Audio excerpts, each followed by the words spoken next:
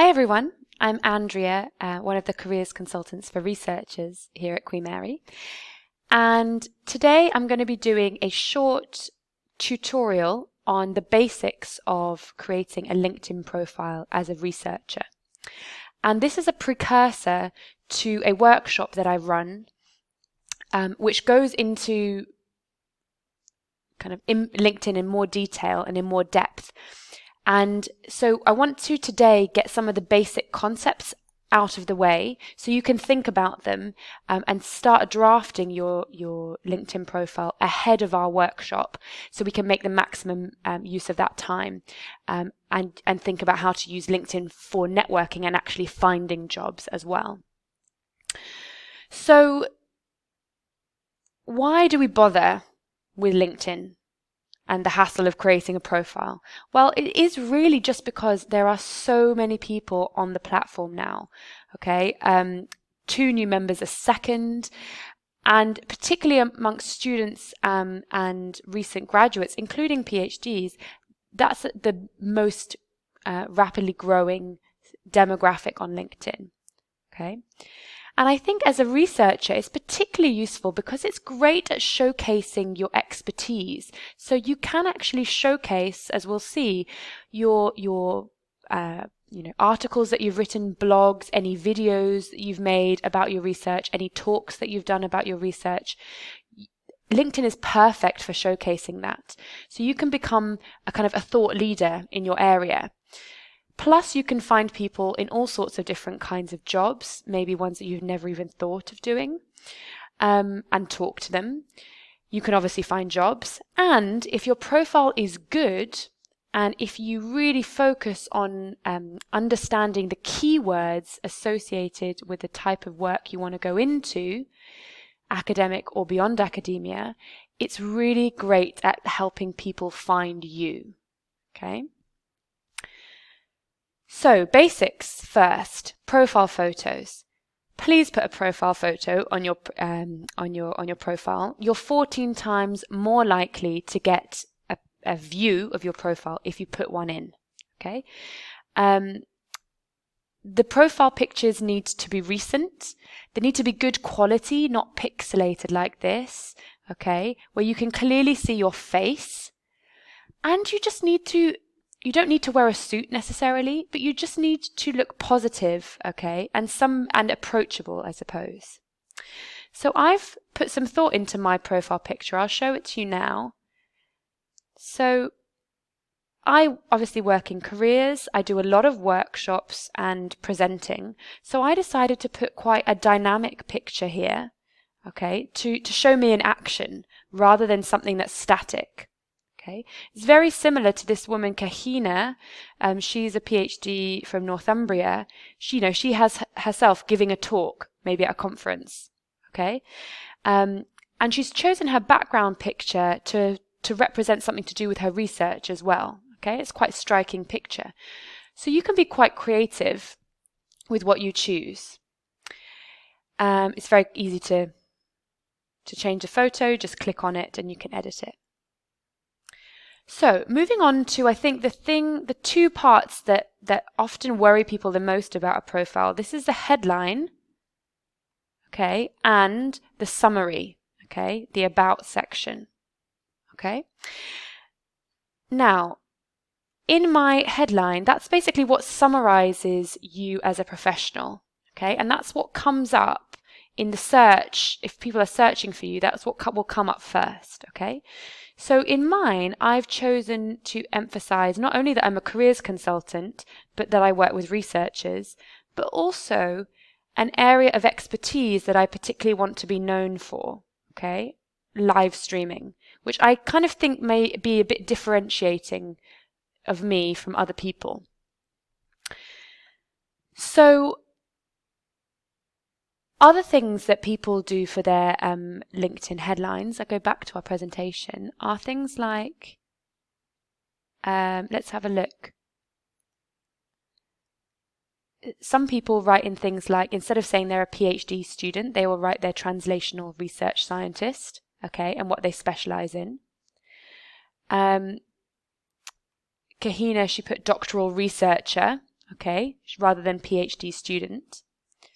Whatever you do though, as you'll hear from what I'm saying, please don't put I'm a PhD student at Queen Mary. Literally, everybody at Queen Mary who's doing a PhD can write that same headline. So think about what it is that differentiates you or is important that you want people to know about you, okay? And here are some examples that might trigger some ideas for you.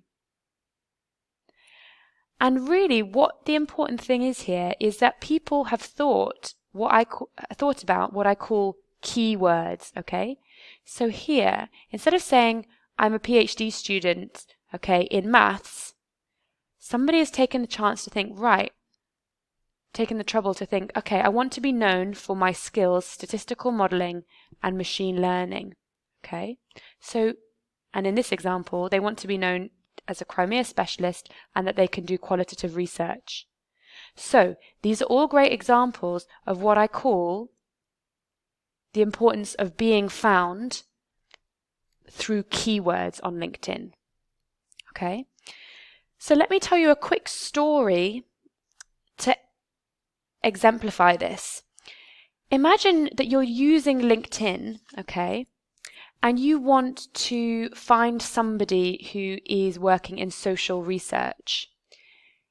If you just put in social research PhD, you'll get thousands of people. So maybe you'd want to narrow down your search a bit more, especially if you're a recruiter. So what you might do is you might put into the search box some of the terms or the skills that you know are particularly important in social research, like mixed methods research, implementation, evaluation, because you want someone who's skilled in those things. Now, as a PhD, if you don't put some of these words in your kind of common words in your profile, you're not going to show up in those initial searches. You're going to be way down the bottom of the list.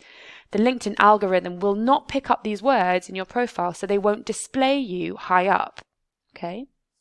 So it's important, and this is the work I want you to do before the workshop, to think about what the kind of keywords are for the domain that you're in at the moment or you want to go in. For example, if you're a research scientist in translational biology, perhaps some of the keywords that you might want to be suggesting in your profile are these.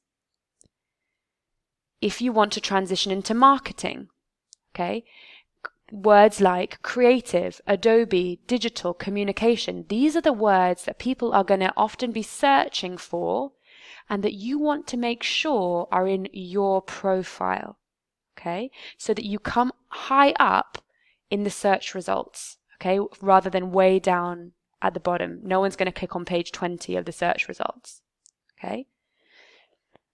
So you might be thinking, well, that's all very well, but how on earth do I know what keywords to put in? I've got 2 tricks for that. The first is if you know the kind of roles you might want to go into, all you need to do is find maybe 3 or 4 of those job descriptions and you can go through and highlight some of the keywords that come up again and again.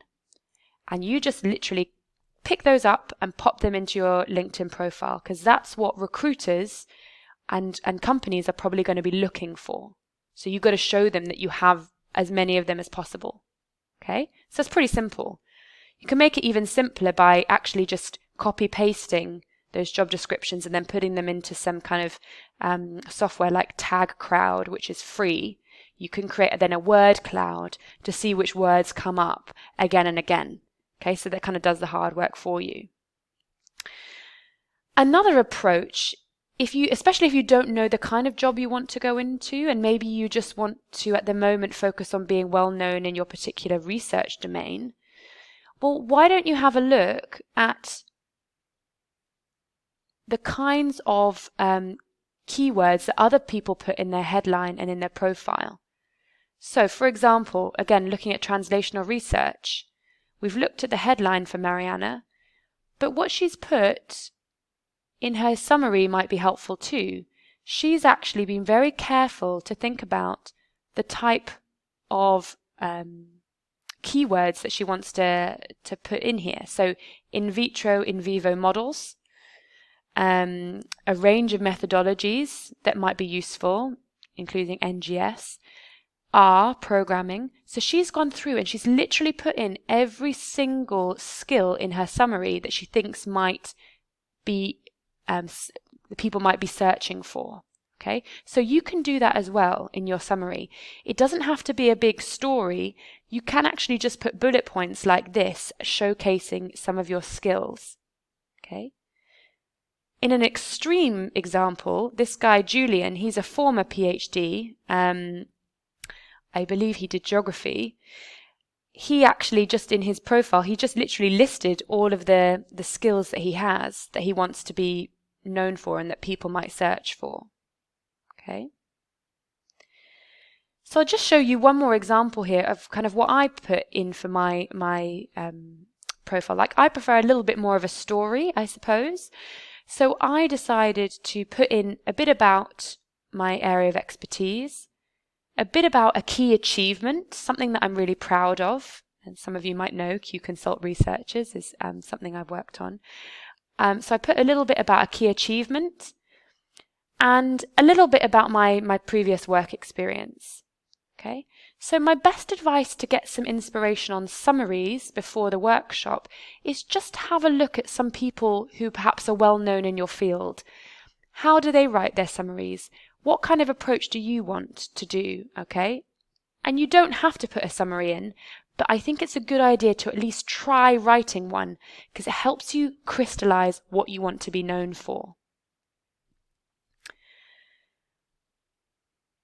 And last point here is that you can also, as we've seen, add in media that you want to highlight, okay, about your expertise. So I've put a video here, but you could put an article, a blog, whatever you wanted. So just as we round off our tutorial here, the rest of the profile is pretty straightforward. You just need to put in your work experience, okay? And just like in a CV, put down any achievements that you have, okay, that you really want to shout about in your LinkedIn profile. So any key achievements, especially if they've got numbers and key outcomes, okay, try to put those in as much as possible. And it can include work that's not directly related to your PhD, okay? If you did even some bar work, even some tutoring, okay, make sure that you put in as much work experience here as possible. You can put in your education here, any volunteer experience, and apparently you're 10 times more likely to get a view on your profile if you do have things like volunteer experience, which is quite surprising. But here, last two things that are really important. Here, please make sure you fill in this skills section. This, again, is searched by LinkedIn's algorithm when it's trying to suggest if you would be appropriate for a job or not. So what you need to do here is put in as many new skills as possible. Okay, you have up to 50, I think. And put in everything. So specific things like social media, data analysis, but even the more generic stuff like communication, teamwork, organization, okay? Because that stuff can also be what LinkedIn uses to, as I said, match you with certain jobs. So make sure you have the more generic soft skills as well as the more specific things you want to be known for, be it like R and certain kind of essays, or be it kind of more archival research, for example.